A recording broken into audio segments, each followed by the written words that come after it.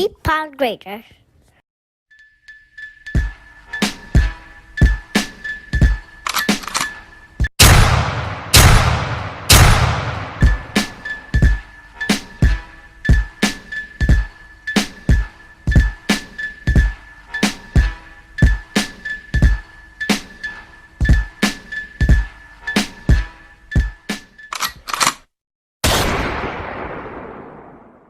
Cedric out for that, man, because he probably was cussing him out in Spanish. And hopefully he didn't go back and tell the chef. Like I said, you tell the chef that somebody asked for some Heinz 57 to go on their ribeye. When that chef seasoned it and grilled it to his perfection, you asking for Heinz 57. Hey, How you got it cooked? Was it medium well, medium? I had a medium. I should have, and it was a little dark, so I should have had medium rare because I like medium rare. Like you're still bleeding? Yeah, I like a little blood. Okay. You only own with that. What you eat? Well done steaks? Don't tell me you eat well done steaks. Oh, okay. Medium or medium well depends on the cut. Okay. Depends on the cut. The 80 V's filet, medium. Chef's kiss. Excuse me, 80 V's. I mean, I've been there a couple Exquisite times. and elegante. I mean, if you've been to Ocean Prime, man, there's not that much different than going to 80. True that. Ocean Prime. I went to Ocean Prime, but I didn't ask for no A1. I didn't need it. Steak was good. But anyway, man, y'all ready, dog? Yeah, man. Yeah, let's do this. Welcome back to the OG Sports Show. We are once again live from South Tampa. It's your boy Chuck. Slow motion. And your boy B. And shockingly, we haven't done this in a while, but everybody's probably wondering why we got headphones on. We got a special guest in the building, one of our loyal listeners and a partner of ours. He has a few faults, mainly who he roots for in college football. But we're going to try not to hold that against him today too much. And he got cussed out last week. Yeah, man, I apologize for that. Not. So our partner Kiwi, homeboy, what's good? What's going on, man? How's it going, fellas? Good. Good to hear. Yeah, appreciate y'all having me on. Y'all fellas got me out of line duty tonight, so appreciate it. Oh, word up. Well, you owe us one then. Yeah, we appreciate you nonetheless. So I guess they want to know. I know already, but they want to know, how are you a Gators fan and a Clemson fan? Which, before you even start, that makes zero sense. If I can say that, it makes no sense whatsoever. But I guess there's a story behind it. It makes me really hate you, though. Yeah, I appreciate it. I appreciate the love. I appreciate the hate. But I listened last week, and I want to just say this slow. Fuck you too. He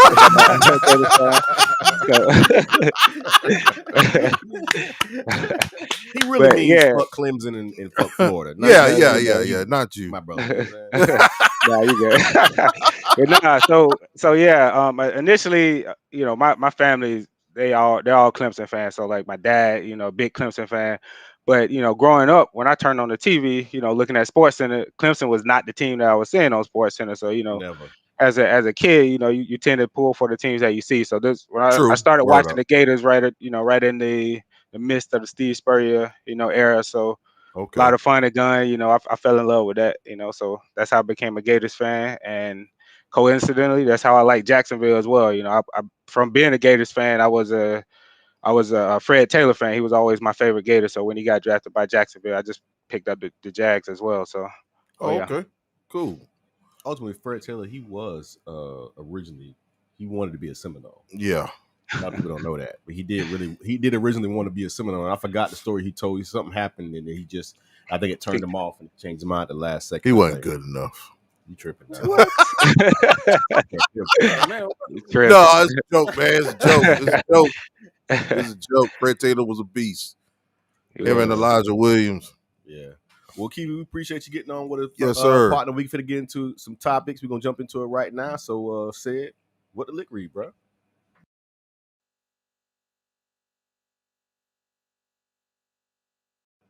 What the lick reads, week 16.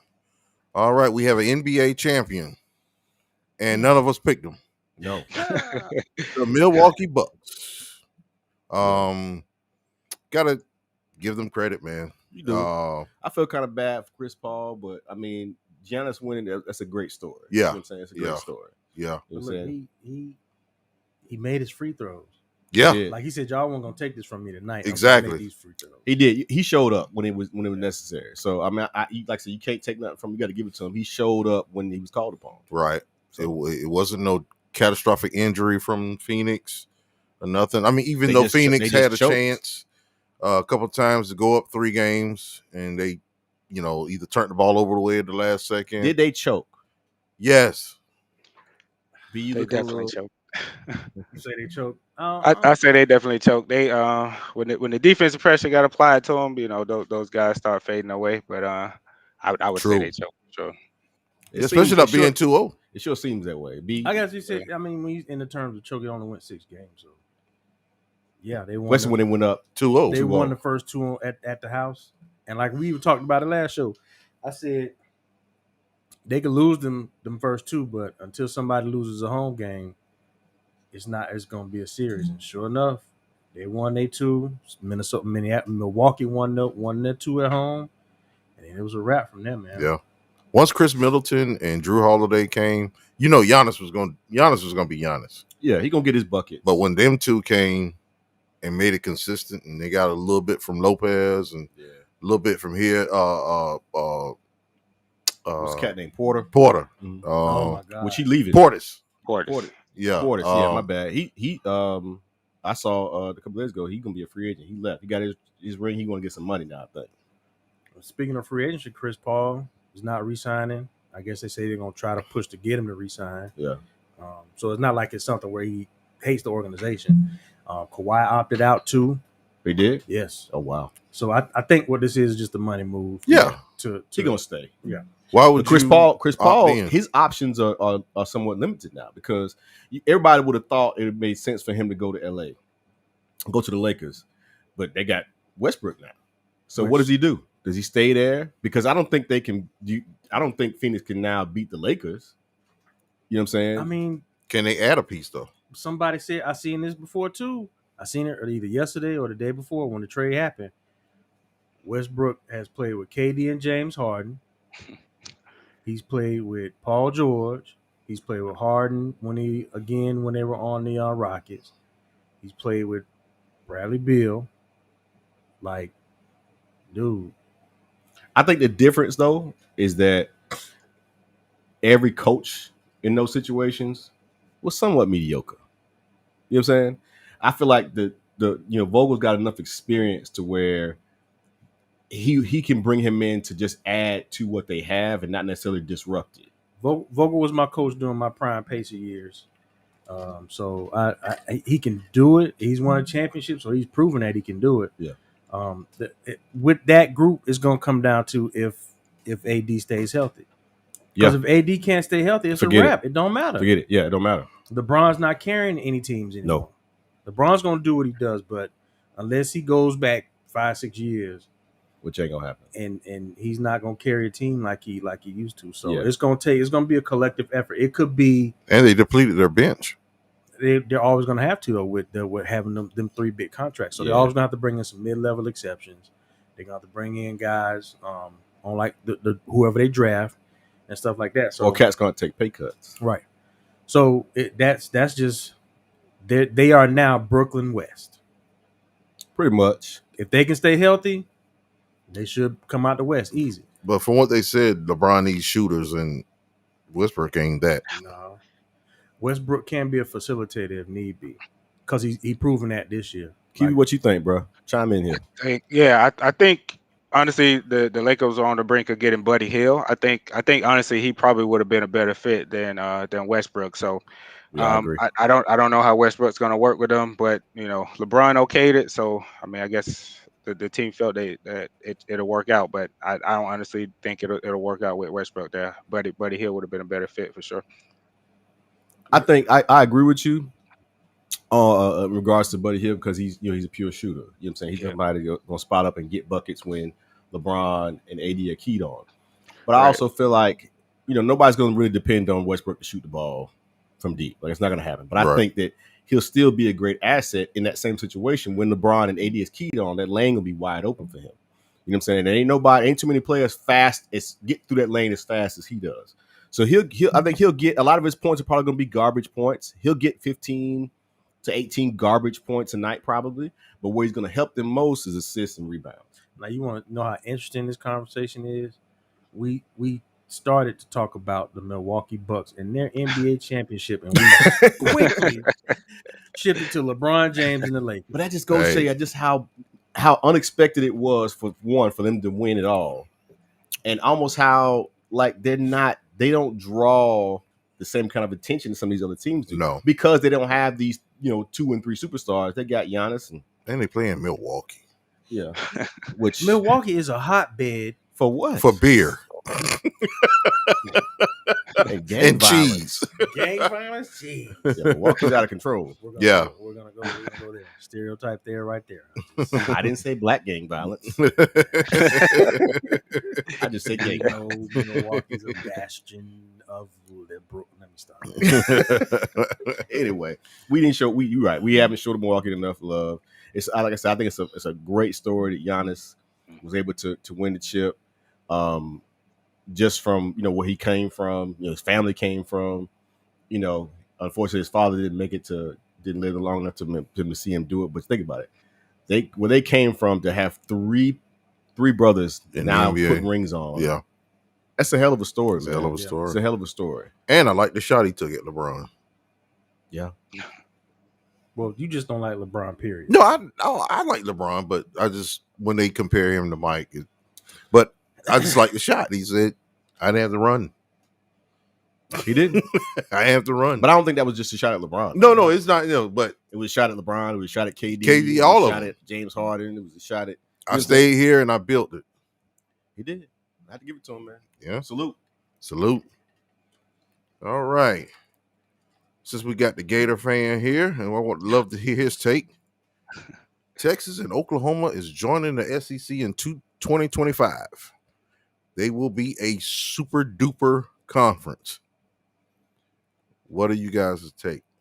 Well, before I even ask that, the Big 12 is saying that ESPN had something to do with this. Duh. And I believe they're telling the truth. Duh. ESPN owns the SEC network. It's sour grapes, but they do have a point. What more money could they make if they add Texas and Oklahoma to the SEC? But my question is, I don't think they're going to be done here. They're going to be looking for more. Yeah. My question is, and I haven't heard, and maybe you guys have they talked about where they're going to be aligned? Are they going to be SEC West? They talked about, I heard realigning the whole conference? Realigning everything. So moving Alabama and Auburn to the east. Wow. And then with Georgia and Florida? And then letting LSU and Texas, Oklahoma, Texas A&M. Yep, Ole Miss. Wow. Yeah. So, I feel bad for who? Vanderbilt. They gonna get their ass. Somebody was talking trash about Vanderbilt. Was like Vanderbilt need to move to the AAC. Vanderbilt's just collecting a check because they don't contribute nothing. They should just leave. Well, baseball, but baseball is not right. It's not a sport. Basketball they have pretty decent. Basketball, they're okay. They got Pip's son. He coming back.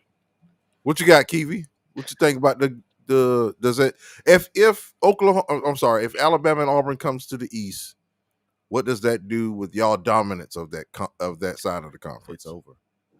It's over.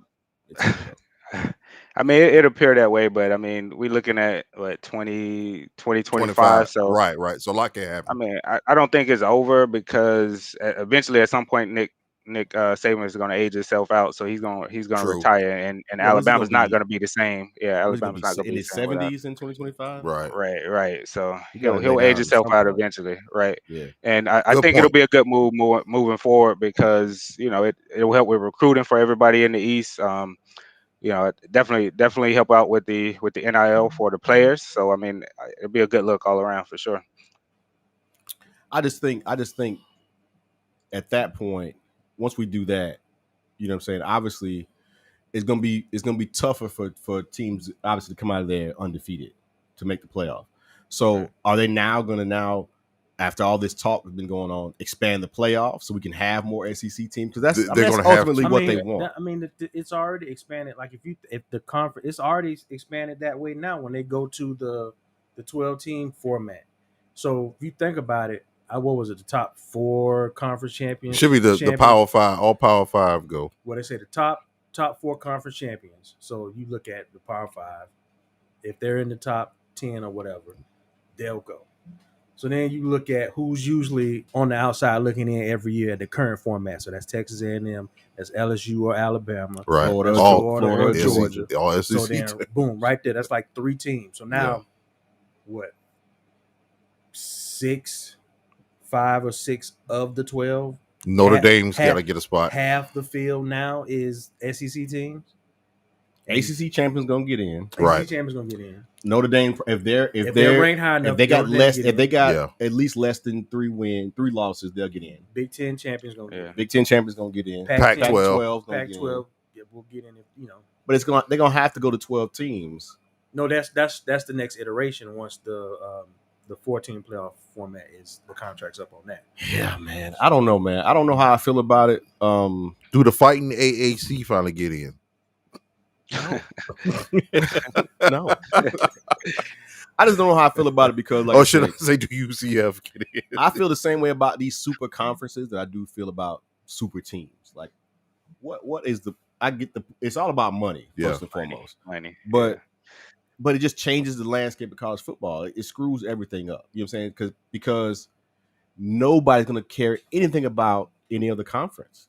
Yeah, Ohio State and Michigan, and they're still going to battle it out to get out of there, but nobody's going to care. Like, and then the Big 12 is just pretty much gone. And the Pac-12 is almost an afterthought at this point. So in my mind, I think the Pac-12 and the Big 12 need to merge. And just merge.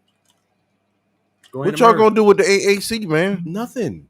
They're going to stay right where they're at because what I think may end up happening, I've seen some people talking about, like Florida State may get poached. Clemson may get poached to the Big 12. What's the point of them staying at this point? Right. If you're not getting that money unless somehow you get Notre Dame to join the ACC, you poach some of them Big 12 teams that are doing good. Maybe UCF for like 3 years in a row gets back on track and they're in the top 15, top 10, and then you can bring them to the ACC. But it's not going to be anywhere close. Excuse me. It's not going to be anywhere close to the SEC. ACC got to steal like Penn State. They got to steal Penn State another big school. No. They got to steal some big schools in order for them to stay relevant. Because if they don't, Notre Dame is their golden goose. If they can't get Cincinnati, if they can't get Notre Dame, so Cincinnati's gonna disappear. After a while. See, you ain't gonna do my Bearcats like that, bro. Now they're your Bearcats. That's right. And y'all can look at this every other year, every 1 or 2 years, Cincinnati has a good team. Say what you want to say about them, they have a good team. That's just like UCF. Every other year, every 2 years, they have a good team. Yeah, they have a good team, but is anybody gonna put some money on them against the SEC team or Clemson or Florida State or? It depends on the nobody's SEC putting team. no money on Cincinnati. Vanderbilt. They could be Vanderbilt, Kentucky. I'm talking about when it's time to decide on who's going to this 12-team playoff. Right. Nobody's if they gonna rank pick. high enough, they get in. I don't know, man. But they had to be undefeated. Their schedule is going to be schedule come into play because now that you add Texas and Oklahoma to the SEC, stricter schedule you might well throw out the window because nobody's going to be able to compare to an SEC schedule. Especially if you're saying the SEC East is going to be Florida, Alabama, Auburn, and Georgia. I can stop right there. It's the toughest schedule in the country, and compared to Texas, Oklahoma, LSU, Texas A&M, like who else can be able to compare to those schedules? Nobody. They're gonna have great regular season matchups. Yes, and play nobody in non-conference games. Yeah, right. It's gonna be East Appalachian State at Main Street. Not East Appalachian State. Yes. You didn't know they existed. East Appalachian State. East. Yeah. Small. Before we move on, we'll talk about my boy Prime Time. Oh my God, Prime Time pissing me off. Prime Time. We had a discussion about this. A couple shows ago? Yeah. Prime Time reached out to the Big 12, say we'll come over there and do what? It don't even matter. Dion, he know it's a check coming. And you mad at him for saying that? No, I'm not mad at him. What I'm saying is his whole thing about HBCUs and I'm about the HBCUs and let's get the HBCUs. And then now you dipping out on them. Dion's full of shit. It's still gonna be an HBCU school, even if let's say they do. No, you gotta take care of. I feel what Slow trying to say is basically He's looking out for He's looking out for Deion Sanders. He knows that he's not going to be he's not trying to stay at JSU that long. He's hoping he can do well enough to where he can just leave after a couple of years, or maybe he'll stay for his sons to graduate. And as soon as they graduate, he's looking to get out of there. Mark it down. For one, his son don't have to graduate no more. The quarterback may not make it through the first season. Did you see the trash that he was talking about when they interviewed? First of all, they had no business having him in front of a microphone at media day when he just stepped foot on campus 6 True months freshman at media day. Shouldn't even been talking to him. Second of all, who hadn't played it down. He talked about how they asked him about matchups throughout the conference. He talked about we're gonna blow everybody out, and other players had to go to those schools. We chose to go to JSU. What? I love it. You love it as a former defensive lineman because talk your shit, young man. Yeah, he gonna get his head took off. They gonna try to kill him. What you think, Kiwi? Yeah, I mean, like you guys touched on, Deion looking out for Deion. I don't think he's gonna be there much longer anyway. I think honestly he just signed on for this just to be a stepping stone job anyway. So it's just. But I think he signed on for his son. No, I don't think that was it. I think he wanted it. He wanted a gig. He really thought that he had a shot at Florida State. Right. When it didn't happen, he wanted a gig. Now, I agree. I feel like he's trying to use it as a stepping stone, but you got to show and prove, bro. Otherwise, it's gonna be your only step. You're gonna be back on TV in 4 years because he ain't proved nothing to nobody yet on the field. Yeah, you coached your son's little high school team, fantastic, but y'all wasn't playing powerhouses in Texas. No, they were not. No, so he gonna have to show and prove on his field. Now you go up, you think you're gonna have a cakewalk. You go up against FAMU and Grambling. No, sir, Alcorn. These cats been together a long time. They know how to play. And they pinning their ears back like they did in the spring game. And your son just made it worse because they gonna try to kill him. And he's not that good. So Deion got to show and prove, or he gonna be back on TV in 4 years. Okay, whatever. Okay. Deion's full of shit. Yeah, I agree. Damn him. I ain't been paying enough. I seen him. I didn't know what he was talking about. It's probably some other stuff. I didn't pay this story much attention. So we'll see. We'll revert back to Deion shit in a couple more weeks. I do want to know how you ain't put Simone Biles on this list, though. I started to. And we can. I started to put Simone Biles on it, but I mean, my opinion is probably unpopular. Let's get into that next. Then, no, I do want to talk about. Let's get into our scheduled next topic, and then we can get into Simone after that. But all right, the scheduled next topic aggravates the hell out of me too. So, the NFL vaccine controversy. The NFL came out and said we are not moving games due to COVID breakouts. Take this L. If your players are not vaccinated and causes you to not be prepared to play a game on Sunday, you will forfeit. And they very well should. And it causes the controversy. I didn't realize a bunch of those guys wasn't vaccinated. Come on, man. Or had the strong opinions, but now like everybody having a lot of strong opinions. But they didn't have no strong opinions with Colin Kaepernick. Okay, I'm done. Yeah. I want to know what their opinions are about Toradol, about Vicodin, Percocet, weed, whatever else pain meds that they pass out like Skittles in the locker room when they got something wrong with them. You trust those. You'll choke down a couple of Vicodin or Percocets when your back is hurting or something like that. Right. But you don't trust the vaccine. Man, look, like my pediatrician, because I was in the camp early on, man. I don't know if I'm gonna get this vaccine. Took my kids to the pediatrician, and she was like, look, by the time you are even eligible to take it, first responders would have had it. There have been so many other people before you that would have had it, that if anything did happen, something significant, you would kind of know about it. So that I was like, you know what, you're right. So I personally took it. I got it. So that was one thing that kind of eased my mind. So I was like, you know what, let me go ahead and get it. I mean, kids got to get them. How I look, my kids going in there to get a shot And you ain't getting it. And they ain't getting a shot in the first 2 years. Like, dude, just okay. I feel you. I was on the fence in the beginning too. You know what I'm saying? But then I sat and thought to myself, you know why your black ass don't have polio?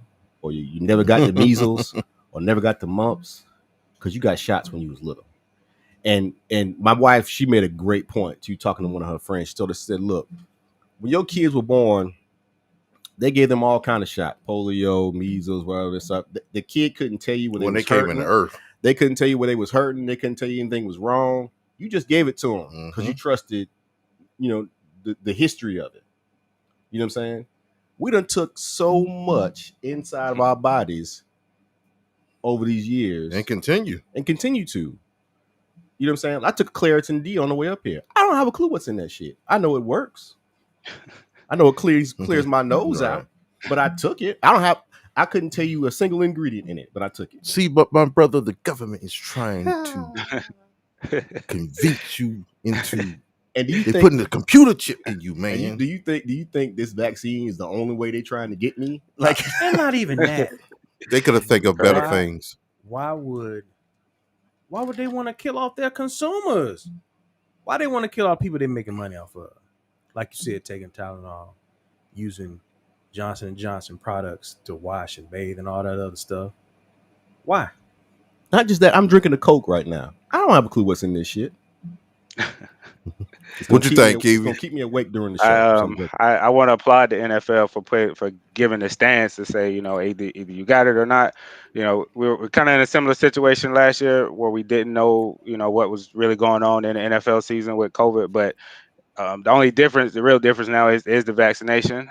Whereas, you know, you have the opportunity to take the vaccination or not. I mean, it's your choice. But I like that they're putting it out there that if you don't have it, you know, we're not moving games for it. So everybody knows up front what the deal is with it. What I don't like is like coaches like Mike Zimmer. You know, the Vikings had a situation where no quarterbacks were in practice because somebody had COVID in the quarterback room. So Mike Zimmer come out and he's slamming everybody that hasn't taken the vaccine. That's what I don't like. I mean, there's no need to degrade somebody for their choice and not to take it, you know, because it's up to you. Whatever choice is better for you and your family. That's what I feel ultimately should be, you know, the go all for the vaccine itself. I agree with you, but to a certain extent. Like, no, you shouldn't purposely go out to shame somebody else for not getting it. At the same time, the reason why we have these new variants is because of people that's not taking it, to be honest. Because the folks that don't have the vaccine is getting into their system, mutating, and then coming back out in another form that's even more contagious than previous. So I get it. Coming from somebody who works in healthcare, so I want people to know, like, yes, I've been in healthcare for 13 years.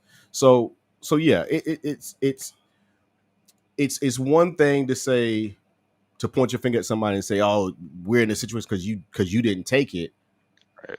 I mean, he's not wrong for saying what he's saying. Actually, you know what I'm saying. But you know, so if somebody's taking the necessary precautions, doing the best you possibly can, masking up, washing your hands, all that stuff, you still are subject to getting it. I look at it like this. It's like we talk about with other stuff when people get caught for, like, Sha'Carri Richards getting caught for taking weed. Okay, cool. We know your stance. You know better. Do what you have to do. I just don't like these guys coming out, oh, well, I'm not going to do this. And I'm not, like, dude, if you don't want to take it, just say you want to take it. Pull a Dak Prescott. That's none of your, that's hippos. And, which it isn't. But keep it moving. Like, you know, just accept whatever consequences or whatever things you have to do now because you are unvaccinated. Start whining about the shit and just do it. My thing too is, I think I saw something about DeAndre Hopkins. He tweeted something about talking about freedom or whatever. Bro, you are free to do whatever you want. Exactly. Either you take it or you don't. If you don't, you may not play. You have to do X, Y, and Z. You got to do X, Y, and Z to make sure you can play. But guess what? You can always go home too. Yeah. You can quit. Like, nobody's forcing you to do anything. You don't got to take it, bro. That would be me. If I'm if I'm the head of an organization, you don't got to take nothing. You can leave because that's what they're doing at Disney World. That's what they're doing at Walmart. Or you don't want to take it? Go find you another job. All right, cool. Roll you up out of here. Let me get somebody in who wants to do whatever. Like, that for me is that simple. You don't want to do it. I'm not finna stay away from me. We not going back and forth because I'm definitely don't have the energy and no. It's your choice. I believe in that. Cool. Well, you go ahead and sit this one out. Go on about your business. Go get somebody else your spot and come on in. Right, because the league will go on without you.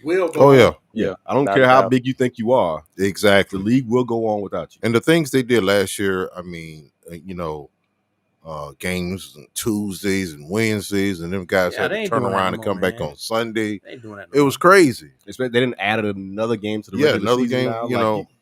I just didn't understand the whole. You literally put your life and limb in danger every week, every single week. But this shot is where you draw the line. The shot it's been politicized, which is the stupidest shit. It's asinine. Like, okay, dude. Asinine. People don't take. I don't take a flu shot every year. Me either. I don't take it every year. I have the last couple of years, but I don't take one every year. I took it one time, and I know it. I may get sick, but I got the flu. I'm like, I'm not taking shit. Yeah. I don't know, man. But that's it, though, man. So, hey, look, at the end of the day, this is a free country. You can do to a certain extent. This is a free country. You can do whatever the hell you want to do. And if the man wants to be called Muhammad Ali, then goddamn it, I respect his right. But you can do what you want to do. I'm gonna call him Clay. But it's repercussions. Yeah. Right. Repercussions to everything you do. So if you don't want to get the shot, no problem. You may be at the house. Right. All right. Last NFL topic. We got Aaron Rodgers returned to the Packers. Had no power. Had no power. Still on the contract. Zero power. Right. Whatsoever. Can't really get traded till next year. Exactly. Okay, we get it. You didn't want to come to the OTAs and all that other stuff. You just wanted to have your break, sit out. And he got a year shaved off his deal. Got some more money packed on. Man, shut up. Man. They went and got Randall Cobb for him. Right. To do what? Play running back. Man, they might well have got me. Nah. I mean, Randall about washed anyway. Man, but you are super washed. I am. He might can get back to his old slot and shit. Might be able to. They'll be calling the ambulance day one of practice. Yeah, man, that press conference Aaron Rodgers had though, man, he had that thing laid out. Didn't he? Yeah, man, I didn't like how they let such and such go and this person go and that person go. And they ain't talk to me. Aaron think he Joe Montana. He don't know. He all he had to do was go back and look at how they did Brett Favre. They don't give a damn about you, bro, at all. Brett Favre was a golden boy. And they sent his he played around with them too until they got tired of him and drafted Aaron Rodgers. They sent his ass packing. Get on out of here. They're gonna do Aaron Rodgers. Yeah. Aaron always chasing Brady, so I think he saw how Brady, got out of there and went to a situation where they or the judgment call. So I think he's looking at that and he's trying to do that as well. So, but man, he don't got no leverage like B said. So none. Brady had all the leverage with the Bucs. Brady was like, look, y'all ain't gonna win nothing without me anyway. Right. So y'all better do what I asked y'all to do. Brady was a free agent. Right. They let Jameis go. He had a defense. Like he came into a situation where he had to come in, put his touches on what he wanted to put his touches on, and go from there. And so Aaron, if Aaron was a true free agent, he could have did the same thing. True. But you got to look at the two different franchises. Tampa is not a storied franchise. So Green Bay Packers are the Green Bay Packers. It's a standard. So they're going to be here regardless of who put the uniforms on. The fans, the stadium is going to be filled. Tampa, that determines who's here and who's not. Yeah. Because when Jameis was here, nobody in the stadium. But when Brady signed, so it's a difference in the franchises. So you got sometimes that franchises. Yeah, man, don't talk about that shit, man. Hey, it's the truth. You feel pissed off about that. I mean, I'm glad Brady won. I'm glad he came down and won us a chip, man. But they ain't put shit around J-Dub. No. Shit his ass on that. That championship will always have an asterisk for me, man. I don't care what nobody say. It's a chip, dog. Just like everybody's new fandom of the Bucs got asterisks next to them. Well, I'm not one of those guys, so I'm not talking about you. I'm talking about the folks that was buying them $5 Brady T-shirts on the corner of Columbus and Boulevard. And now you can't even. Kiwi, did you celebrate when the Bucs won? Hell no, I hate the Bucs. But I just want to ask because some people will be having that. People tell me I should have the city pride and be like, nah. I mean, this dude's from the country, so okay. Right. Honestly, I like when Jameis is around because I know they weren't winning anything with Jameis. So Slow down. Slow down. Taking a shot. I will not tolerate no Jameis slander on this show. No Jameis slander. We don't let J allowed. We don't J Dub don't get no slander. You see the picture above his head. Yeah, man. That's it. That's his glory days. That's his hey, man, they could be his. That's hey, okay, that's cool. He was undefeated against the Gators and Clemson. That's his peak. Yeah, 2 seasons. He wore that ass out. Yeah, but y'all ain't won a game against either team since he left. It don't matter. True. We on our way back. Yeah. I'm not doing this with Kiwi today. We on our way back. Yeah, you want to talk about it now? We're gonna have a Clemson watch party at my house. We're gonna have a show. Yeah, you ain't had one of those since y'all been started.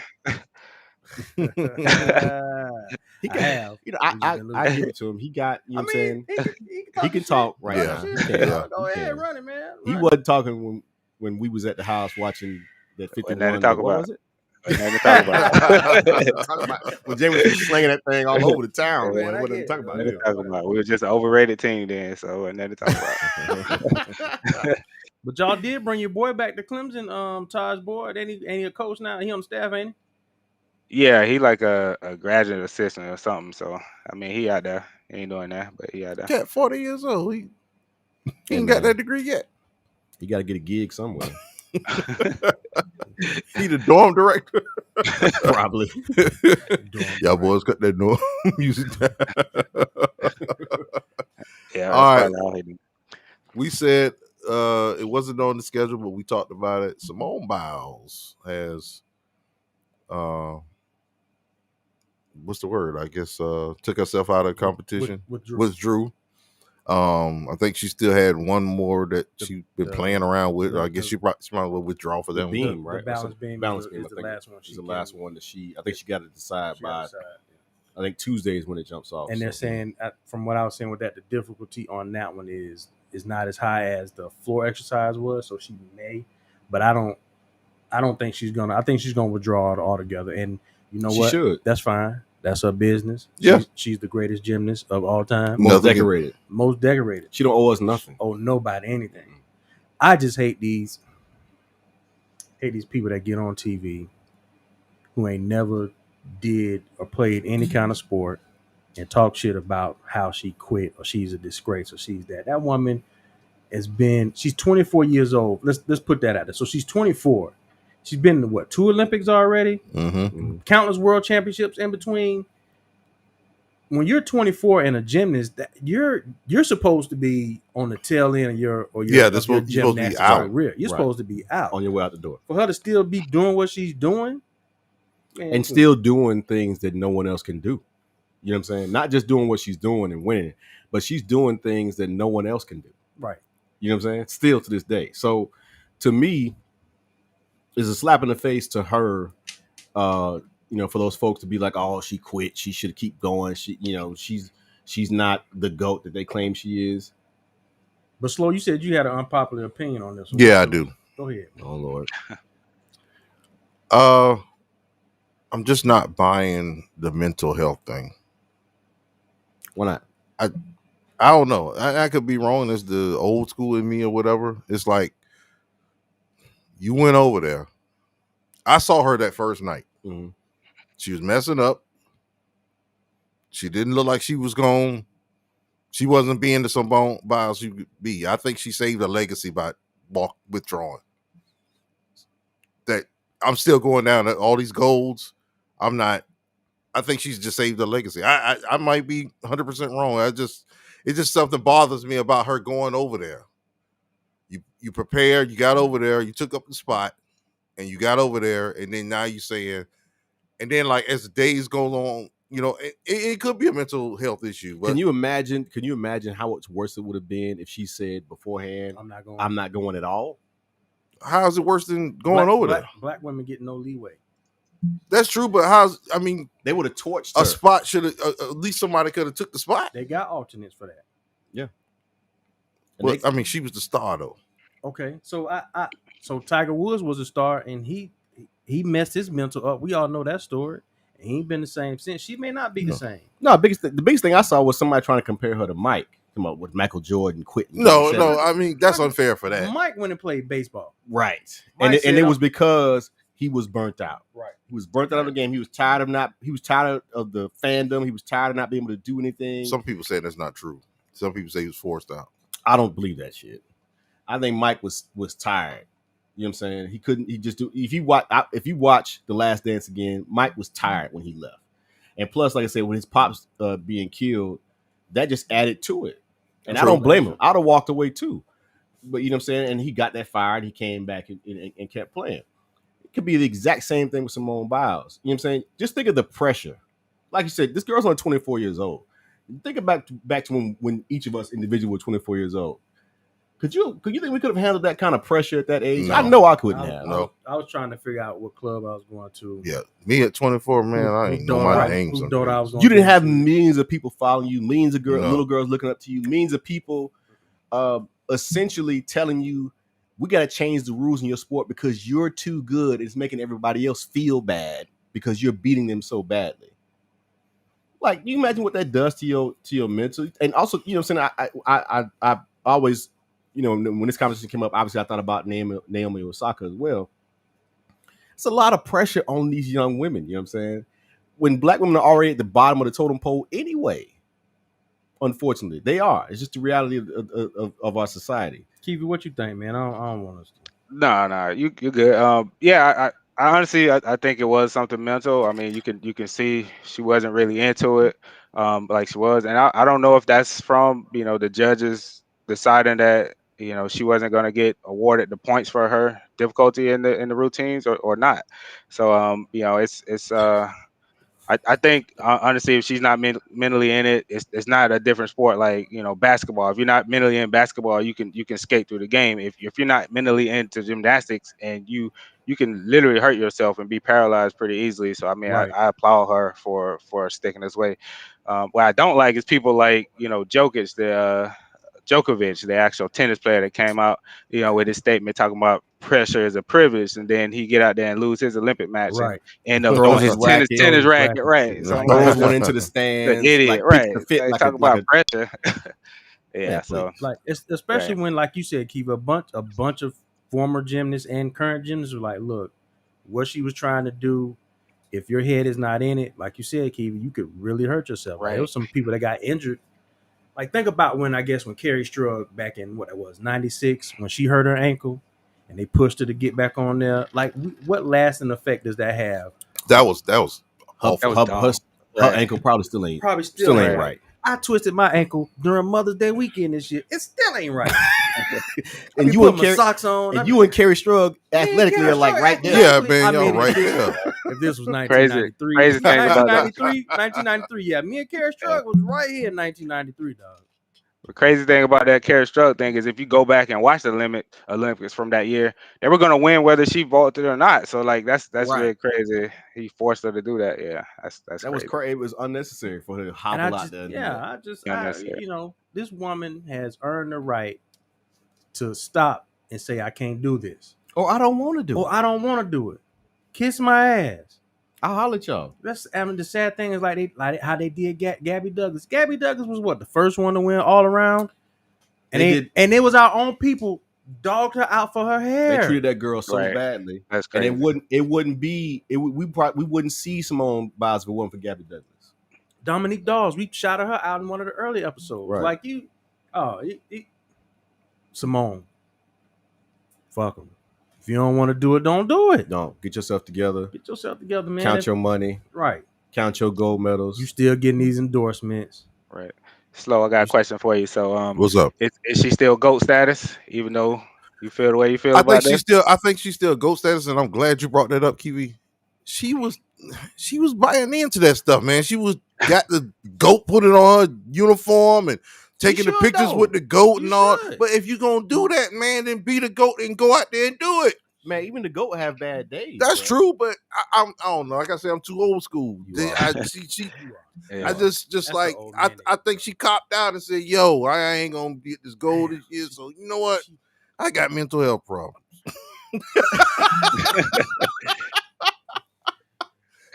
Because if she would have gotten the bronze, then it would have took her, even though it shouldn't.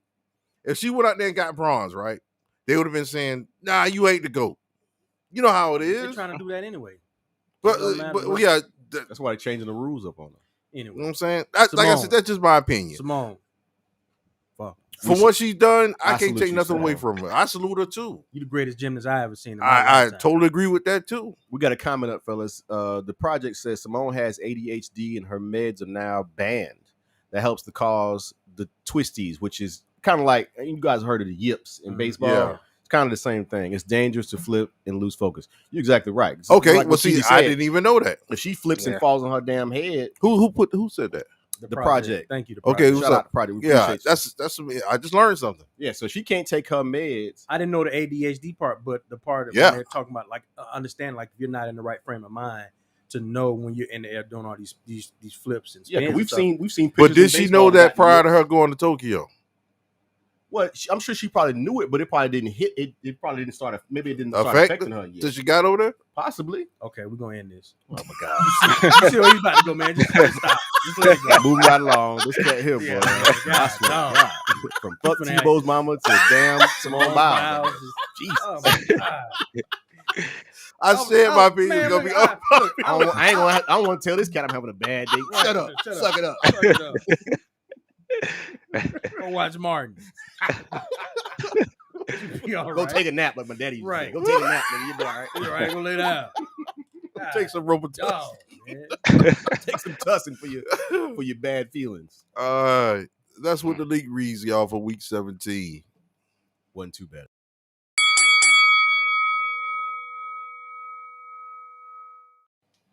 All right, y'all know what time it is, man. It's time for What You Own, and this is the music segment of a show where we go with some classic albums for y'all to get into, to check out when you get some time.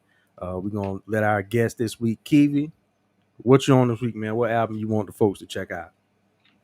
All right, I'm gonna go back to 1998. I can say this, even though you guys like, some sorry football teams, we can definitely agree on music. A couple episodes ago, there was the Sleepy album, the Vinyl Room, which Chuck introduced me to, because I never even heard of it until the episode. So I appreciate this. Check it out. Oh yeah, I love that album. Been listening to it. It's been in the rotation for sure. But yeah, so my album this week is gonna be actually Goody Mob's second album, Still Standing. Mm-hmm. So that's actually that's still one of my favorite albums. To follow up the success from the first album, this album kind of did it for me. It kind of put me on Goody Mob. Honestly, I listened to the first album, but I didn't really become a fan until this particular album. Started out with. Go ahead. No, go ahead. Finish. I'm sorry. No, you go ahead. No, I'm sorry. I'm saying I started out with we start out with The Experience. We get a little solo by CeeLo in there. Then we end up with the Black Ice, which got Outkast in it. Fly Away, my favorites. They Don't Dance Andre no more. 3000 They Don't Dance no right. more. Beautiful Skin. Beautiful Skin. Dedication to the Black women. Then my personal favorite end with Still Standing. So man, this is a real solid album from the start to the finish, man, and kind of for sure put me in the mode Goody Mob, and definitely. That Beautiful Skin still gets me today. Y'all can call me soft all y'all want to. Oh, that Beautiful Skin. But Andre 3000 on Black Ice? It was tough. But CeeLo said, "You're my beginning, my end. You're my sister, lover, and friend." Oh yeah, that CeeLo verse and Beautiful Skin, that does it for me for sure. 1998. I remember that album dropped. It was close to Black College Reunion Daytona.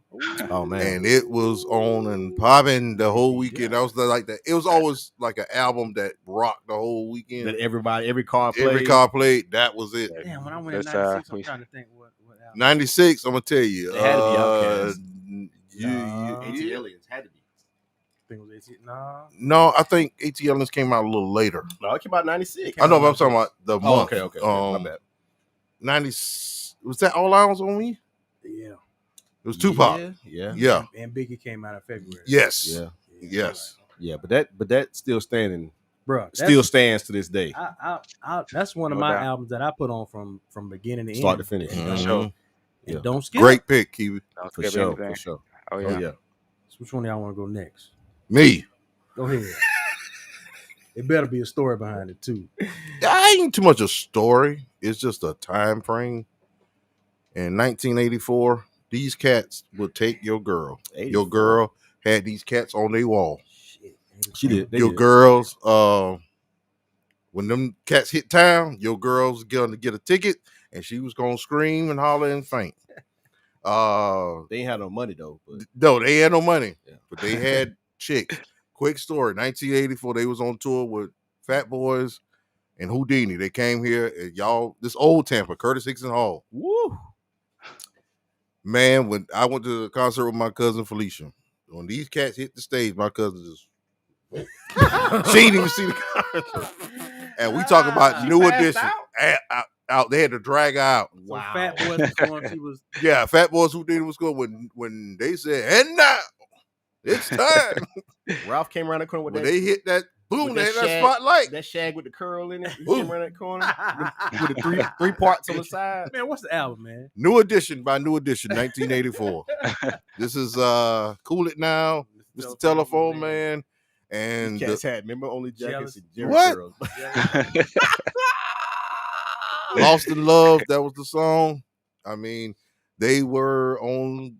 Like I said, if you had a girl, you shared them with them. Them cats was broke though. Yeah, they was broke. They have no. Nah, they were getting screwed to the highest screwtivity. I just remember. So 84, I was 6, and I can remember my cousin was about 4 years older than me.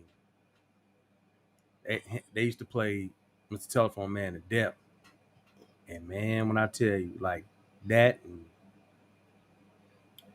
Cool It Down. Me and my sister, we used to have this little, it was like a little red, not like a little blue and white record player. Like I think it was made out of cardboard. It had the suitcase and the turntable. Yeah, yeah. I had to say what classic when you open up. Yeah, so we had Mr. Telephone Man on 45. On the 45s, and we had Cool It Now. Speaker on mono, that mono speaker. Man, we wore that thing out. This group started off many young groups, many young dudes, including myself, thought up their own New Edition group. Oh man, Wait a minute. Pause. You had a group? Yes, bro. Everybody when New Edition Stop. He wasn't the only one. What was your group name? Popular Demand. We was the shiznit at the skating rink. Dancing at all. What? We got paid $50 a week. Wait a minute, hold on. As a group, paying gigs. Yes. Teenage talent shows. Yes. Man. It was humongous. Popular Demand. Did y'all sing? Y'all just we lip sync. You couldn't tell us nothing though. Had the 8th grade on lock. How many y'all was in the group? We started out at 5, went down to 4, 3, went back up to 4. Well, it's like a 4-year run. So it's like a 6th grade. Man, to like 9th grade. Man, this was like, we went all the way to high school. We have got to dig up pictures of Popular Demand. Please, man, I have to find some. Man, man, we was the joint, man. Wow, Popular Demand. What? Got us some short sets. We was doing it. Yeah, MCM suit, the lottos. Huh? What? I ain't gonna lie, man. Around that time, I was like Walter Payton during the day because I wanted to play football, and I was Ralph at night. Dog. Like, you couldn't tell me nothing. Like I wanted to be an entertainer and a professional athlete at the same time. Wow. I mean, it's just what it was at that time. You gotta change your name to Popular Demand. Oh man, you know he gonna be Popular Demand every time I see him now. Let me see him out the street. Hey. Popular Demand. Lead singer for Popular Demand right there. Word. Hey, man. You know how many chicks that got me?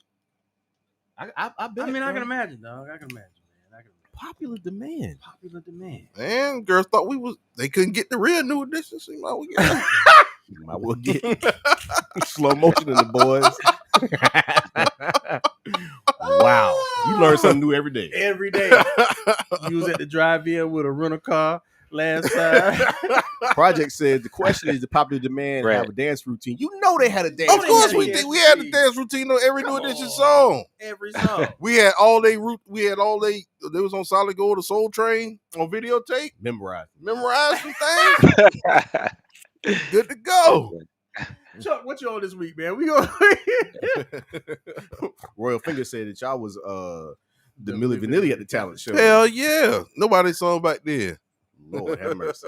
All right, well, I'm gonna fast forward a couple of years. Only a couple. Just a few. About 10. To 1991. This wasn't no particular artist. It was a soundtrack that you know what I'm saying? Everybody loves the movie. You know what I'm saying? But the soundtrack was fire too, and that's the Juice soundtrack. Word. Yeah. Juice soundtrack, like I said, came out in 1991, had some heavy hitters on it. Had Naughty by Nature with Uptown Anthem. Everybody loved Uptown Anthem. Mm-hmm. My favorite, Know the Ledge, and Rakim. Yeah. Teddy Riley was on there with Is It Good to You? See, when that version. Yeah. So when you think about the soundtrack, it takes you to different parts in the movie where you heard a particular song. Is It Good to You was when they walked into the record store and he stole the girl with the bad teeth. Hey, what are you doing? Those records are gonna come out of my drawer. They had Big Daddy Kane with Enough Respect. Aaron Hall, Don't Be Afraid. Cypress Hill would Shoot 'Em Up. It was a hell of a soundtrack, dog. Yeah, man. I was actually watching Juice last week. Was watching it. Catherine was like, "Why are you watching this movie with all this cursing and the kids?" I'm like, "They was just watching such and such." I'm like, "Okay, it don't come out." Hey, man. Kids need to hear some cussing every now and again. They do when they ride with me. So they know, hey, this is the way of the world. Right. You're going to hear some cussing. You can say shit on TV now. So, exactly. Anyway. You can say pretty much anything on TV now. Right. But yeah, Juice, that's Juice. Okay, that's a good one. But you know what, though? About Juice, a lot of people, and I tell my nephew, because he young. Yeah. Kind of introduced the world to Tupac. It did, because that was his first. I don't think he even had the solo album out yet.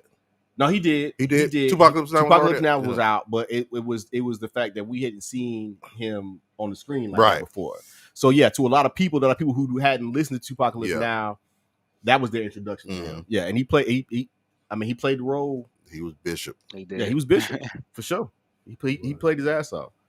He did. That was a hell of a movie, though. It was a hell of even better soundtrack in my opinion. I love that soundtrack. Keith, how old you were when that came out? 91. I was 10. I watched it though, for sure. My parents weren't in yet, so Keith ain't quite hit 40 yet, so he ain't in the 40. Oh man, he knocking on the door. He had no business watching Juice at 10 years old. No, he a young OG. Yeah, he was a little badass. He had no business watching that. I was at least in high school when it came out. Riverside, mother. Why is he screaming out Riverside? But the horrible acting was the dude with the Rodamans, the Spanish dude. Oh my god, bro! Like we talked about this in another show, dog. A lot of the movies from the 90s, dog, especially our black movies, the acting was horrific. It was terrible. Tupac was good. Omar Epps was good. The crew was good. The Steel was good. Steel had some experience, but Raheem everybody else. Raheem was straight. Raheem was a little bit over the top too, now. He was a little extra. Raheem told old girl when they was arguing in the street with the baby. Yeah, special ed. Yeah, I should have never got with you anyway. And the chick was ugly. Like, yo. I mean, she wasn't no star. Y'all could have picked a better chick. And why? You know who else is? I'm sorry, I've cut you off, but you know who else acting was real bad? Didn't have not one line. Tretch. Yeah, when they went and roughed him up, when they roughed Tupac up and Rodamans them, he didn't have not a single line, but he was horrible. Just with the faces he was making and everything, like, bro, practice. Yo, you told everybody I smoked Raheem. My bad, B. What you gonna say? Nah, there's a couple things. People don't realize Samuel L. Jackson was in that movie too, running the arcade. Yep. And like, how was Omar Epps with this old ass woman who was holding the job, and you still in high school? Oh, girl from In Vogue too. She had a full-time job. She was working overnight at the hospital. Like, we just gonna be okay with this pedophilia. Be okay with this pedophilia right now. Like, it was 17-year-old dude, like, no issue with the pedophilia. Man, that is a great point. So you coming out, so the beginning of the movie, your mama fussing you out, you and your brother sitting down picking out which shoes you gonna wear. His brother was old boy from My Wife and Kids. Right. Too, so. Yeah. Now you're just gonna be laid up at your lady house. This 30-year-old woman telling me, you don't want to know what I gotta do. Like, did the ex-husband come in this long? First of all, he should have fought it. That's number one. Yeah.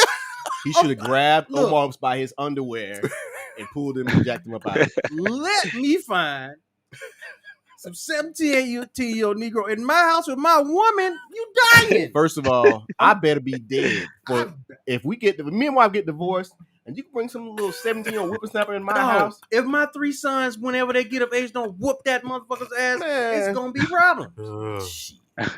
They shouldn't have to call me. It's 3 of y'all. Handle it. Q should got his ass kicked. Should have. Yeah. Anyway. And she should have been in jail. All the way in jail. All the way in jail. Because there's no way there's no way I never even you never thought about it like that? I just thought, man, oh boy, got it. See, that's how I thought about it too. That's all I thought about it too. Look at Kiwi. Same thing. You got a good job. I was young watching this. I'm looking up to him. Like, yeah. Maybe when I'm 17, I can get right. 30 Sad, man. If the roles were reversed, we'd have been looking at that movie like, why is this little girl going over this grown ass man's house? Shameful. Oh my God. But we want a high five. We want a high five. Oh, my else was my hero, Q. Right. Sad. Why can I get me one? I'm gonna be a DJ. Get me a nurse with her own apartment and an ex-husband.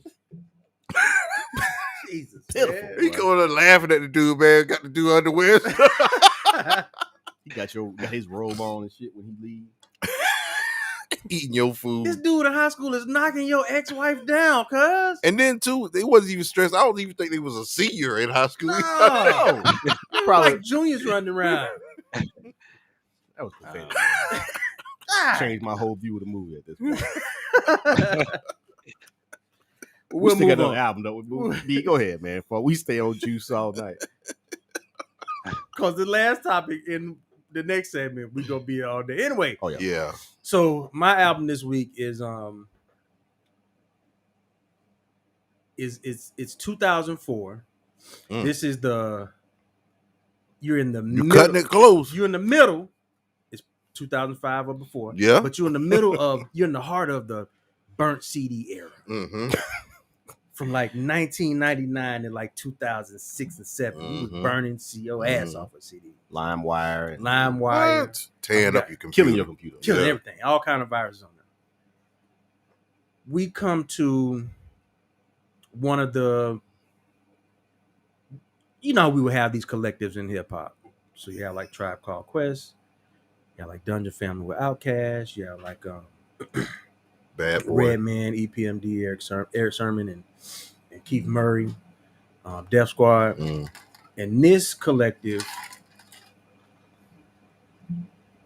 was started by Curtis 50 Cent Jackson and the G Unit. They had a good little run. They did. I looked at it from about 2003 to about 2005. They had a good 2006. Run. They had a good run. Yeah. And the artist, the G Unit member we're talking about is Young Buck and his debut album, Straight Outta Cashville. Nice. So for me, this was one of those albums where Young Buck is not the greatest lyricist ever of all time. No. But the album was from top to bottom. It was tough. It great production. That's the production. The production was great. His voice and his delivery, even though he's not talking about nothing that 50 Cent would talk about, nobody else talks about. But the production, the songs, how the tracks were laid out, it was like that's something you could put in and you could ride to. Yeah. When I'm a Soldier comes on and it's that hard. And it was, I guess for me, because it was G Unit had a distinctive like New York kind of sound. Right. And Buck kind of fit in. Like he's from Tennessee. But you couldn't tell. But you couldn't really tell because the production and the G Unit sound kind of fit him. So it was like he slid right on in and effortlessly to me put out his best album, best work he's ever done. Right. Yeah, he ain't done nothing comparable since. But this Straight Outta Cashville album, I'm a Soldier, Do It Like Me. The hottest song on there is Let Me In. Stomp was on it too, right? Prices on My Head. That's my song. Like that. Prices on Your Head was crazy. It's great. But Let Me In was that was the single. I know you're gonna let me in with this now. Yeah. Wasn't Stomp on that too? Stomp was Yeah. Stomp was hard now. Yeah. Stomp was hard. Yeah, Shorty Wanna Ride With Me had an old girl from Soul Food in the video. That beat was banging too. Like that was a club banger. Yeah, David Banner was on on the album. Lil Flip was on the album. I think Jazzy Faye was on the album. So you go back and get a chance to listen to it, man. This is one of those ones where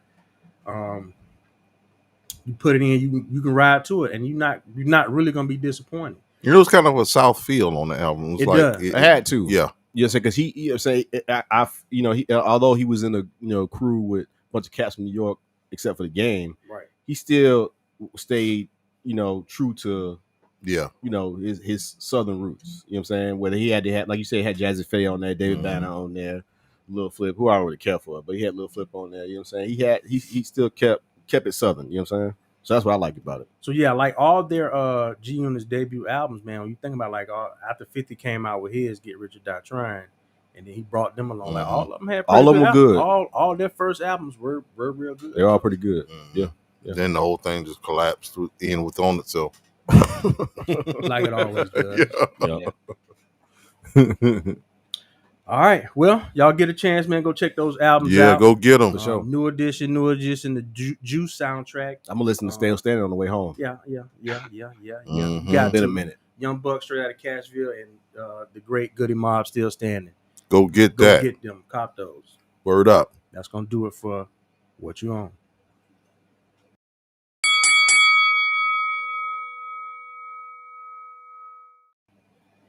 All right. It's time for Who You Got. And this week, not in honor of our guests, but we're gonna do it a little different. Like when we get closer to football, maybe our next show we'll introduce some more football stuff, and definitely when the games start kicking off, we'll start back picking the games like we regularly do. Right. But right now, we're gonna have some fun with some stuff. So, the first topic, or the first topic of Who You Got, we're gonna go with build an NBA player. And in building this NBA player, you got to choose who you want your NBA player to, whose shooting ability you want him to have, whose jumping ability you want him to have, whose passing ability you want him to have, and whose defensive ability you want them to have. Kiwi, you're on the hook. You're on the clock. Start us off. Who you got? All right. So I'm gonna start it off. So the jumping ability, that was the easiest one for me to decide. So honestly, I'm just gonna go with Vince Carter there, because I mean Vince Carter, enough said with jumping ability. So defensive ability, I thought about this one a little bit differently. So I need somebody that can guard on the perimeter, as well as guard down there in the paint a little bit. So my defensive skill person that I'm gonna pick is Scottie Pippen. So I like the way Scottie he defends. He's a good on-ball defender. He can guard the passing lanes. He can guard you in the paint. So I like Scottie Pippen for defensive skills. For shooting ability, so I chose Steph, and the reason for that is I like that Steph has the ability to shoot off the dribble, or he can catch and shoot as well. So I mean I think that's important with the shooting. If you're gonna build the best player, you need to have both abilities, and Steph definitely does that. And the passing ability was probably the most difficult choice for me here, but I'm gonna go with Chris Paul, and the reason for that is he has the highest career assist to turnover ratio in NBA history. So he has 4.1, and that's did his homework. Magic, somebody went deep diving, pulling up stats and stuff. Magic, above John Stockton, above even Steve Nash. So I mean, I like Chris Paul passing ability because he doesn't turn the ball over as often as some of the other more flashier passes. So there we got it. Not bad. A question we didn't put in here, or I didn't put in here. So how tall would your player be? That's a good question. I'm gonna go with 6'7", 6'8". So that puts you in, you're small enough to be quick, but you can still go down in the paint and guard as well. So I'm saying 6'7", 6'7". Yeah, not bad. I ain't mad at it. Ain't some good, the Steph I didn't think about. Mm-hmm. He gave some good in-depth analysis on being able to take a shot off the dribble to get you on. Hey man, I can respect that. Slow, since he stole some of your picks, who you got? All right. And we don't, Bob Cousy don't count. No. My player was Michael Jordan. Mike for everything. But Michael. I was just like Kiwi. I was gonna put Steph as shooter, but I had to fit Mike in some, so I'm going with Mike. Passing, yeah. Okay. Passing, because we go shooting, that could be. Just scoring. I mean, hey, this is your player. Yeah. Don't let us talk bad about your player. I ain't saying nothing. Passing, I went with Magic. I went old school. Of course. Leaping, I went with Vince Carter. Okay. And Florida boy.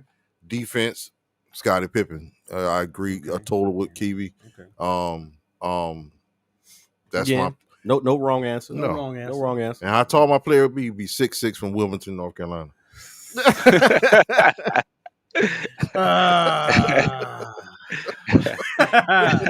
When we go next, dog, you bring up the rear? I'll bring up the rear. Okay. All right. So I'm gonna go defensibility first. I like Dennis Rodman. I almost put Rodman on there. I feel like Dennis could guard anybody. Yeah. It didn't matter who it was. I don't know about anybody. Perimeter though. And he's gonna get the rebound. Dennis can guard anybody. Anybody on the court. Outside, inside. Well, he wasn't asked to guard perimeters. He wasn't asked to, but I believe he could. No, he couldn't. So Dennis is my defensive player. I'm gonna go passing next. And this is just preference. See, I didn't really think about this as the best. I'm thinking about my preference. Passing, Jason Kidd. Jason Kidd is arguably my favorite point guard of all time. Right. Love J Kidd. I went J Kidd for passing ability. What else? We got shooting and what else? Jumping ability. I went kind of off the radar for jumping ability. Gerald Green. Okay. I've seen Gerald Green almost hit his head on the rim way too many times. And I feel like Gerald Green can jump even higher than Vince Carter in his prime. He had way too much spring in his legs for me. And for me, shooting ability, in my opinion, the greatest J of all time, in my opinion, is Ray Allen. Ray Allen had the prettiest, most textbook jumper, and that's just my favorite shooter of all time. I mean, you can't go wrong with it. No, not at all. I mean, how tall is this guy? I'm with Kiwi. I'm gonna put him in 6'7", 6'8" range. You know what I'm saying? That cat's a hell of a player, dog. Okay. Yeah, I mean it's not a bad player. Yeah. I had 2 of your 5 in my player. So yes, defense like Rodman for everything you said for my player. Right. Because you think about it, somebody at 6'6", 6'7", defending the post, and we know was athletic enough and quick enough to step out on the perimeter and guard anybody. Mm-hmm. I'm gonna go with Dennis Rodman. And he had the attitude where he was gonna get under your he's gonna get on your nerves. Oh yeah. He guarding 7-footers. Right. We're gonna frustrate you. Yeah. Pass Jason Kidd. I chose Jason Kidd too because it's he was your favorite, but I just like how he handled the ball, how he saw the court, how he was always thinking pass first. Yes. Even starting off on the fast break, he was getting the ball out going. My jumping ability, give me somebody that's gonna come out there like Rain Man, like Sean Kemp, and just not bad. Kemp was a bad boy. Not bad. How Sidney Dean told Billy Holden, just stuff. Not bad. Sean Kemp. And of who's course, your shooter? Who's my shooter? Reggie Miller. Reggie Miller. The most watch him out. Flicted jump shot. How is that flicted? Man, the cat used to hit his own hand. He was just going in. But it was deadly. Going in.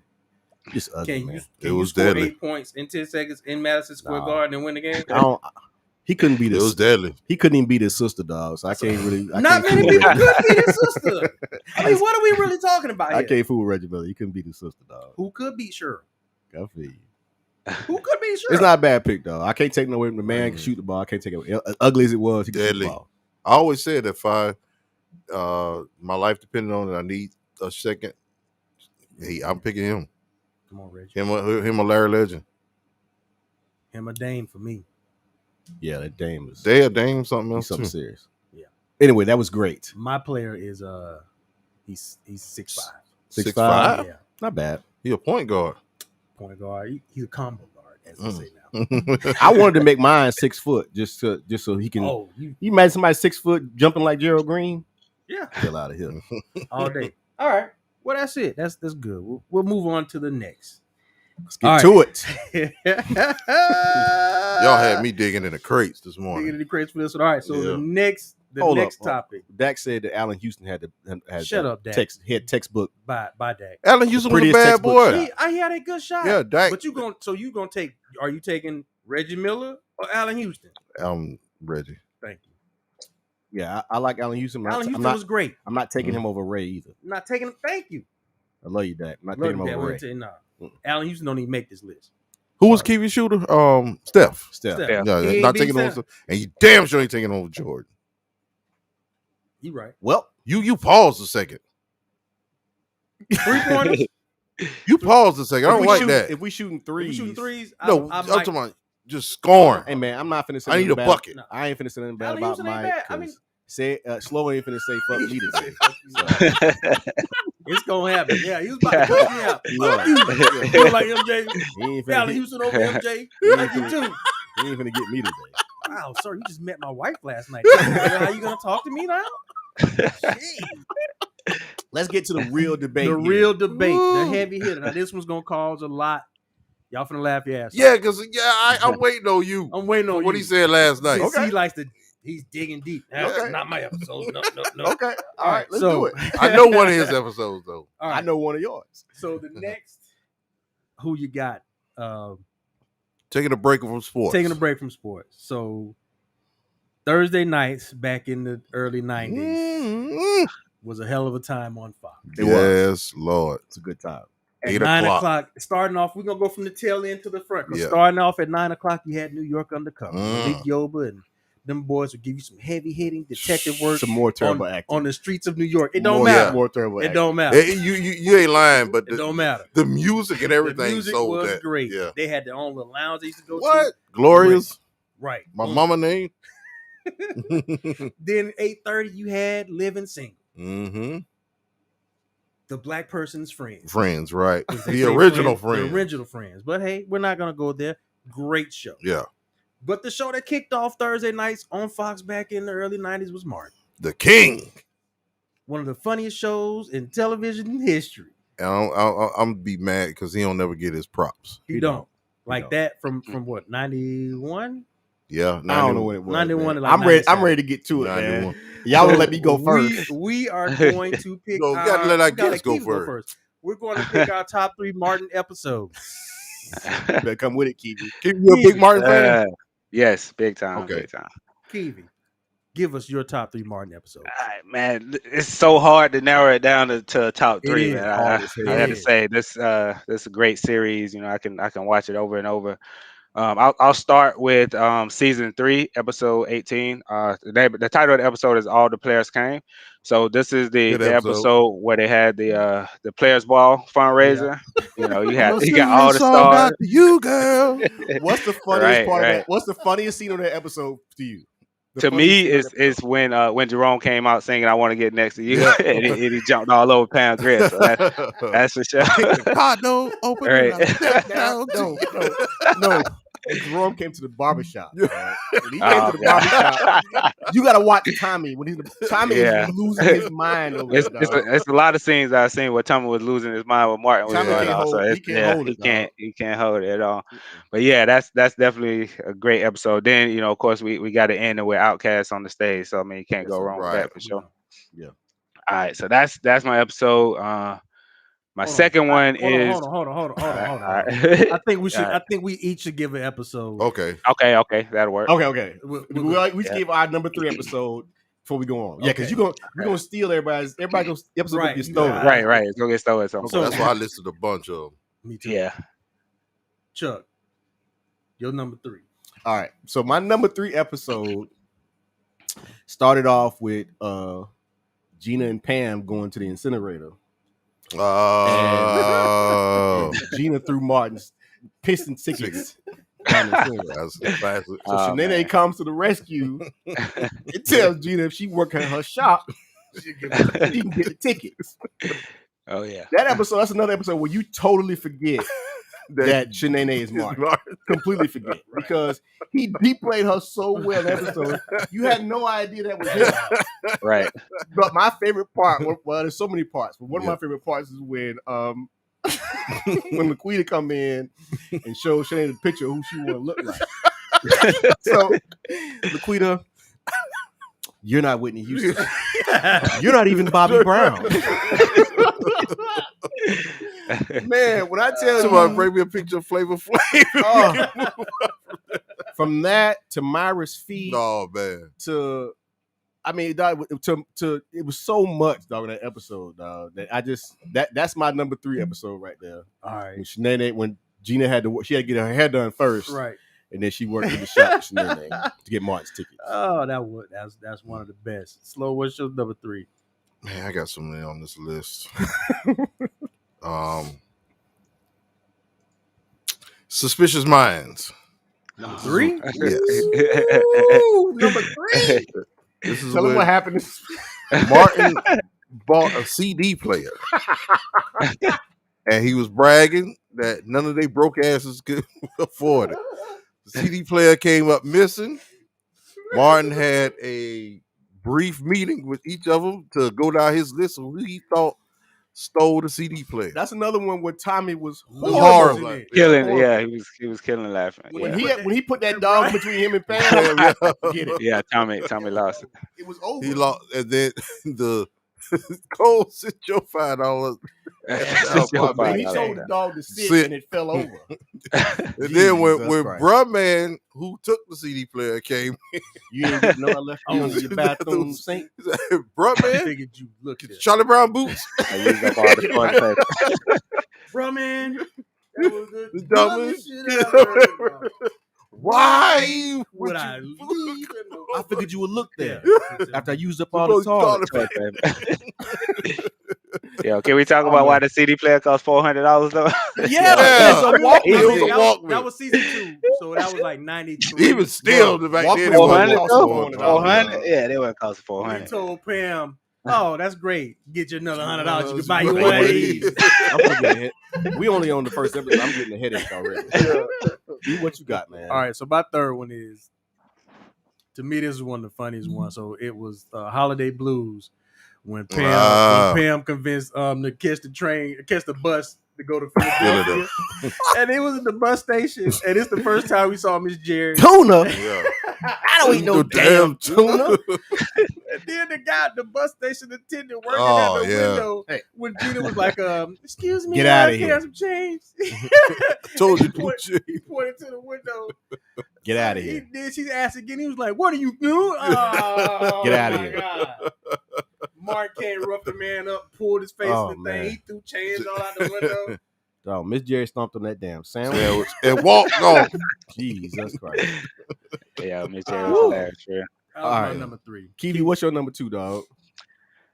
All right, my number 2, I'm gonna go with it's episode 2 from season 2, and the episode is really Gina is not my lover. So this is the Pretty Ricky episode. Ricky Fontaine.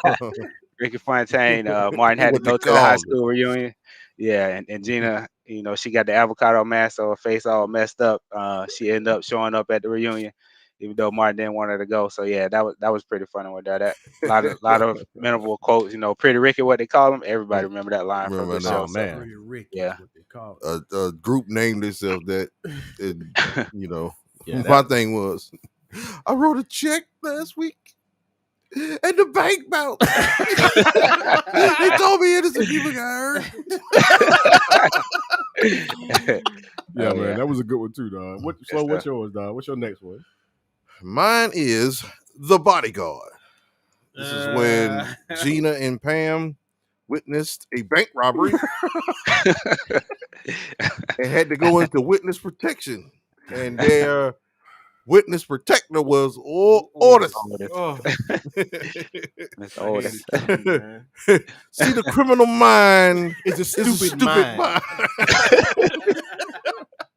My thing was, what she said, Mr. Otis, they're gonna kill us. What? Say what, that girl? Ain't no domestic violence up in here now. Oh, man. Woo. That's right. He said, need more like you there, boss. Need more like you. He told Pam and Gina about their training, bro. From the looks of it, you got some more training to do. That's why the criminals is on your ass. Oh my God. Okay, so my hands on. I get the criminals. My second one is the first. It was part 2 of this episode. The first one was Varnell Hill, Hollywood swinging. Man, let me tell y'all something. When you got the catfish in the lake? No, when Varnell came into that damn community center, started that goddamn song, and Miss Jerry popped in again. Said, Varnell, where's the party at tonight? Latifah, the party's right here. From that to when he slapped Martin, to when he went and did the show, did an interview at the show, and he started talking about that goddamn catfish. And when he was singing to the lady who called in, you can take the children. Man, when I tell you, I can't watch it today without crying. When Martin loses, when he said catfish are delicious. And Martin was like, he said, you throw that out. Gravy. I ain't too lazy. I take my reel, throw that out, pull it back in. Fried, died, laid to the side. Red beans and gravy. I ain't too lazy. Martin's over there. Martin hating the whole episode. And I feel like that was not scripted. Like that would had to be like they was just talking. There's no way. I saw an interview with Tommy Davis. He said he kept going because he wanted to break Martin. Oh, my and God. He said he broke me. That's a damn show. All right, so my number 2. I knew that was my one. My number 2 is season 3 and Nothing Going On But the Rent.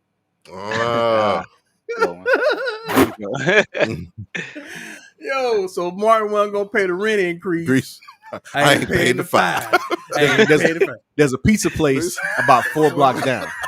And the only person I think that can make it in this blizzard is the abominable Snow Pam. She said, won't you take a little rub and fling your little ass on.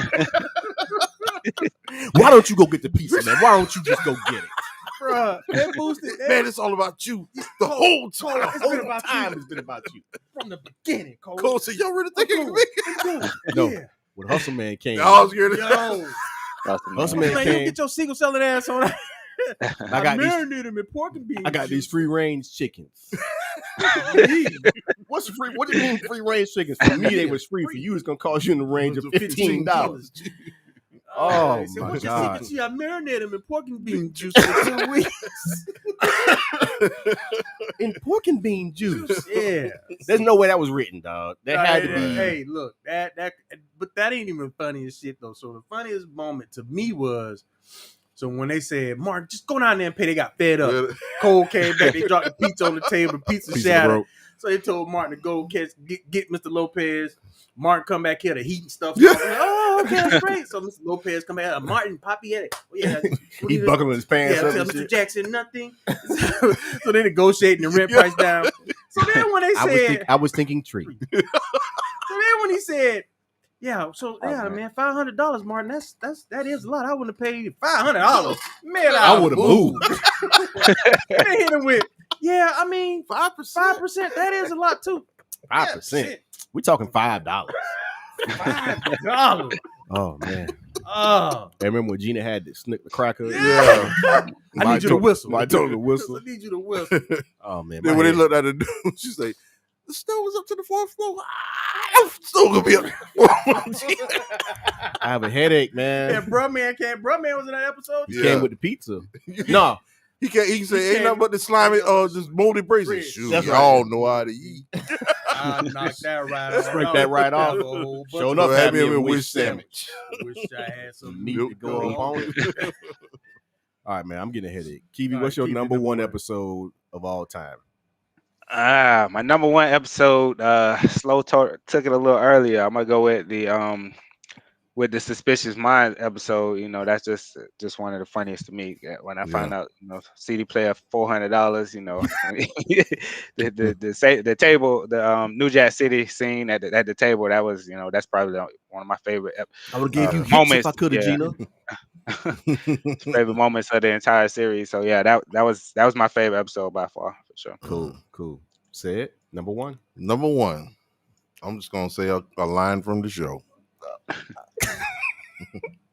Now they tell me they got a pair that's about to kick you today. You want me to hook you up?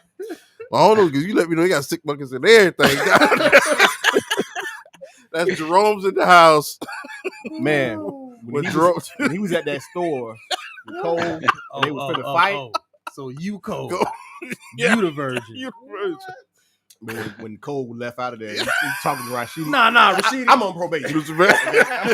I'm from the old school. You know, I'm about to get the cap in the He went and looked out the door. I'm sorry, Malika. My little super freak. Hey, what you know no good, Rashidi? Oh my God, man. I had honestly forgot about that one. I ain't gonna lie. It's a great episode. Great. Chuck, what's your number one, man? My number one episode, in my opinion, is because it's another one where I totally forgot that this was Martin. Completely forgot it was Martin. At one point in the episode, I had no idea that was a man. When Gina and Pam was trying to join the women's league. Oh. And Shanae and Laquita said, we're going to join too. Man, when they finally got over there and the chick brought Shanae up to the podium to introduce her to who she was. You don't push, you might not want to push. Slide down. I can currently be seen in one of Luke's videos, but I don't take nothing off. Dude, I was like, what you say? You sit up there looking like Colonel Abrams. G.I. Ho. Man, I totally forgot that was Martin, dog. At points in that episode, dog. From, like I said, from them going to the league to afterwards, after the Wu-Tang concert. The after party at the women's league. Oh my God, man. That I can watch that 100 times in a row and would laugh every single time. Every time. Man. So my number one. Go ahead, say y'all kind of took it. Was Suspicious Mind was number one. What? I had a 1A and 1B. So Suspicious Minds was like, that's the quintessential Martin episode to me. But since it's already took, and I gotta go with my 1B. It's gonna be that Dragonfly Jones episode. Arm too short to box. Arm too short to box. Oh my God! I would say we throw that one out because dog. No, when Dragonfly is doing his thing, Cole, watch Cole. Yeah, losing. Yeah. Cole screams at one point, has to come around.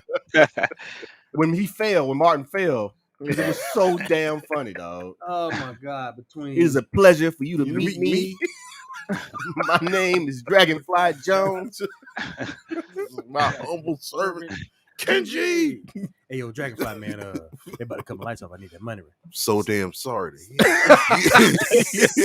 Silence. You should be practicing your art anyway. Back in line. Bro, when Kenji met Dragonfly Jones at the ATM machine. Oh, no. When he met him at Nipsey. That was a Christmas. Hey, Nipsey, give everybody in here a drink. Except this punk.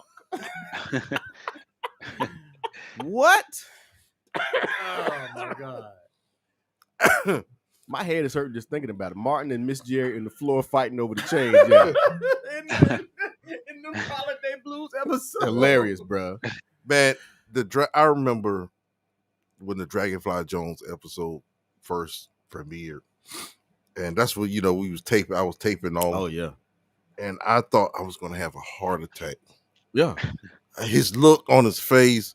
And I don't know if y'all know this, I'm pretty sure y'all know this because y'all big Martin fans. If you notice, every time they show Dragonfly Jones, he more teeth is missing. Yeah, more teeth is missing. Yeah. Every time. He start out, he just missing his front. Right. And then it expands every episode. Oh my God. I'm glad. I always said I wanted to write Martin, and I said thank you for not joining Dragonfly Jones a lot because I probably wouldn't be. I wouldn't have made it. No, because between him and Mr. Otis, and Jerome, like, no, there's no way. And dog, and what tripped me out now, like you look at Shanae, like a lot of times you see Shanae's butt. It looks so like he had two balloons, but it's so damn ridiculous. But that's what the girls look like today. Right, exactly. They look like that. Honorable mention, the Love Jones connection. Yes, that's another one.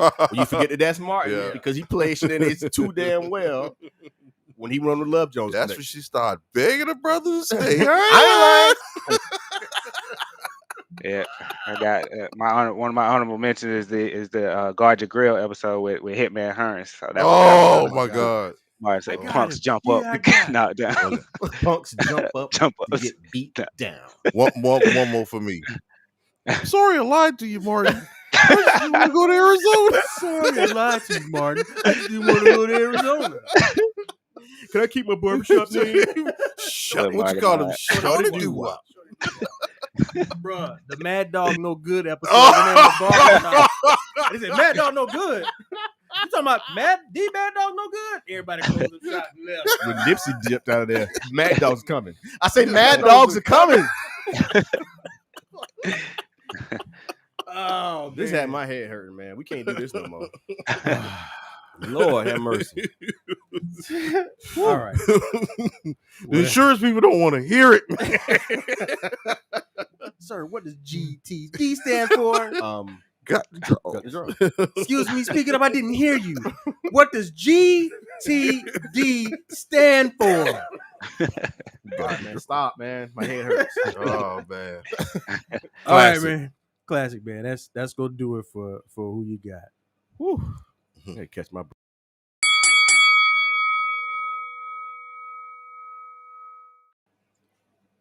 All right, so we're gonna end it off as we always do with Who's That Lady, where we honor a different woman in sports.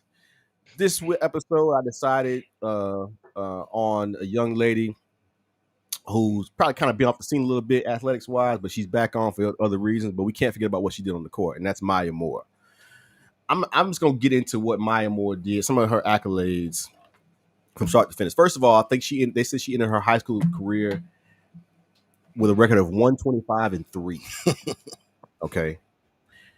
She was a Naismith High School Player of the Year, back-to-back years, 06, 07. Got to college. She was a College Player of the Year, 09, 2011. Best Female College SB Award for Best Athlete, 3 years in a row. WNBA All-Defensive Team, John Wooden Award winner. This girl was the MVP in 2014. She was the Finals MVP in 2013, All WNBA 2013, 2012, Rookie of the Year 2011. Like, I can go on and on. This girl is the equivalent, in my opinion, to Michael Jordan when it comes to women's basketball. Now, recently, she kind of, I think from what I heard, she's kind of a little burnt out. She decided to step away from the court a little bit. Well, in doing so, she started a prison ministry. Where they went out and try to help prisoners get through their time. But she discovered this gentleman by the name of his last name is Irons, which is now we'll get into who he is now, but I forget his first name. But I'm gonna pull it up here in just a second. Her husband's name, well, now her husband, unfortunately, this gentleman's name is Jonathan Irons. Jonathan was convicted as a teenager for robbery that he didn't commit. He was given 50 years for this robbery. So during her time doing her prison ministry, she stumbled upon him and his story. Long story short, she started fighting to try to get him released because her and her family, they believed his story, that he was innocent. Long story short, they got to know each other throughout the process of her trying to get him out, fell in love. The man is getting released in March of 2020 when the Missouri judge vacated his convictions because the evidence that they had was weak and circumstantial at best. So my man, after he was sentenced in 1998. So do the math. He didn't get out until 2020. He's now a free man. They were married upon his release. Actually, I believe it was a day later after he got out when he proposed to her. They're now happily married. I'm hoping that she does come back to basketball because she was that good. I feel like arguably she could have been viewed as the greatest of all time. She's already considered the most decorated women's basketball player of all time. But I think she still had more to give to the game. But obviously, she's got a new journey she's on. She's not going to start a family, I'm assuming, with this gentleman. So I just want to give her props because she was that good. And again, another one, we talked about Simone Biles, talked about Mike earlier. She got burned out. She decided to step away. In the height of her career, she stepped away to do something different. Yep. And she's another one. Like I said, for selfish reasons, I would love to see her play again, but she don't owe us nothing. Think about all the things that I just ran off, and I didn't even give you everything that she did. But she's a true star and a true citizen, obviously. And now I believe that they're on a mission, her and her husband, to try to help other brothers who believe they're innocent to get their freedom. So salute to you, Maya Moore, and your husband as well for the efforts that you guys are putting out there to try to get folks their freedom, and just on the journey that she went on beforehand, and all the joy that she gave us in watching her play. Salute to her. Oh, she's also a Jordan athlete as well, which I know my boy Slow loves that. Yeah, man. I'm jealous of her husband. For sure. He got a lot of free stuff. Yeah, he got out and got the Concords, and he's clean. Well, just go to prison, get you a basketball. She already married, though. I'm not talking about everybody ain't that. I just want to marry a Jordan athlete.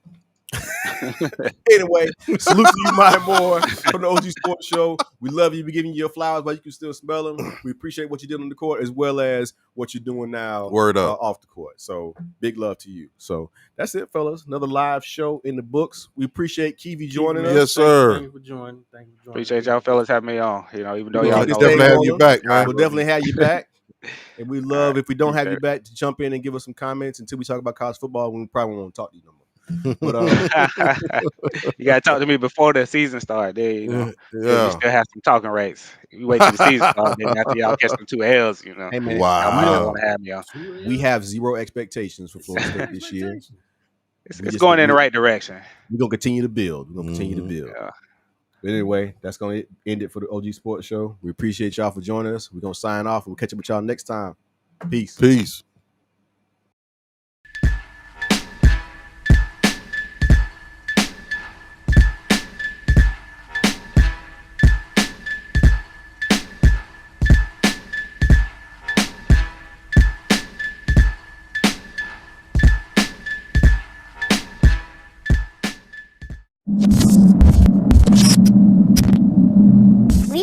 Greater.